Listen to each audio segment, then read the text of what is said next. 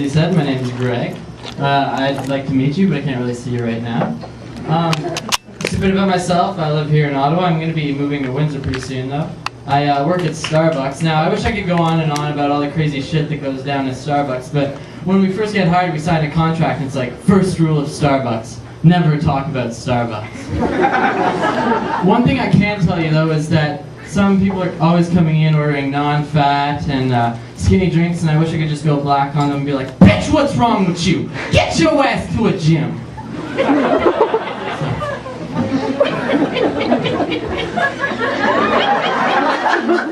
Anybody been to the movies lately?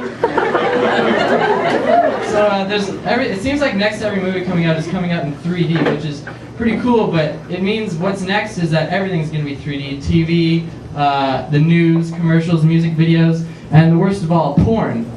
Which, first off, that sounds pretty cool, right? 3D porn? But think about yourself jerking it and Peter North shooting 3-foot cum shots right past your head. Yeah, that's pretty scary to masturbate to, right? And worst of all, everything's bigger in the porn industry. You got bigger tits, juicier asses, longer cocks. So you have these abnormally large body parts. Yeah, abnormally large body parts coming at you in IMAX 3D, smacking you in the face.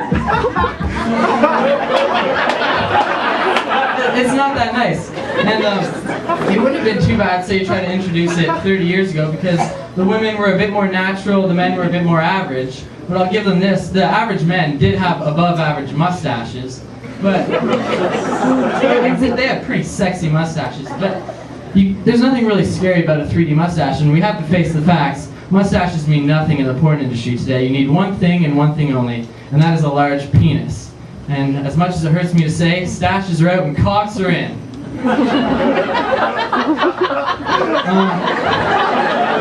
If I don't make a good joke, this is what I'm just going to do. So, just speaking of that, anybody here have a big dick? I'll watch your porn if you make one. Yeah, nice. She has seen that many, many times. It has been in or around her mouth. I'm just kidding. I can't see you. I feel bad for dissing you. Anyways, it must be large to have a nice penis, but it has to have its drawbacks, right? My biggest big dick fear would have to be walking into a public washroom, or any washroom for that matter, and you sit down and it falls in. How disgusting must that feel? It must be an epidemic affecting stallions every day. I was on the toilet recently. I didn't fall in, but I was there. And I decided I was going to try something new. I was going to eat a sandwich. I know it's not a new idea, but, you know, input while you output. I thought it'd be fun.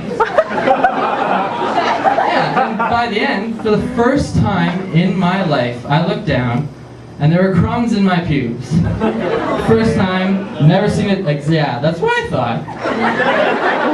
But I had the foresight to go, I'm not going to flick those out.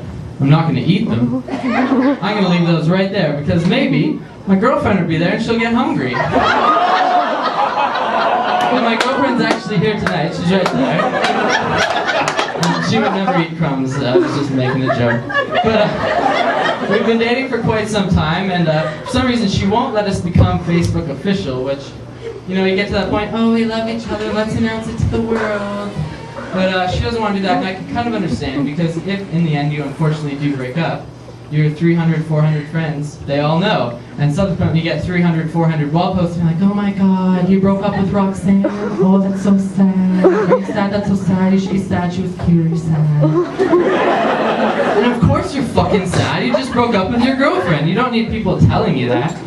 Hopefully we'll skip that phase, you know, we'll get married, have kids, you know, live happily ever after. And I really want to have kids, because kids are blank slates. You can lie through your teeth to children, and they'll have no fucking idea. I'm gonna tell my kids they're adopted, their mom's boobs are fake, so I breastfed them. When they ask me questions, I'm just gonna be like, Dad, where does rain come from? Well, rain comes from when God takes a shower. Where does thunder come from? Well, that's when God stubs his toe and gets angry. Dad, where does snow come from? Well, that's when God decides to come everywhere and freeze it. Yeah, I said it. But it's true. Kids will believe anything you tell them. Look at Disney movies, okay? They believe, oh yeah, the prince and the princess run off and live happily ever after the end. But we all know that if that movie went 10 minutes longer, those two characters would have nothing else to do but seal the deal and boom. Alright? So you gotta picture Snow White riding reverse cowgirl going wild. You got Aladdin and Jasmine 69ing on the flight apartment. You got Beauty sucking what's left of the beast.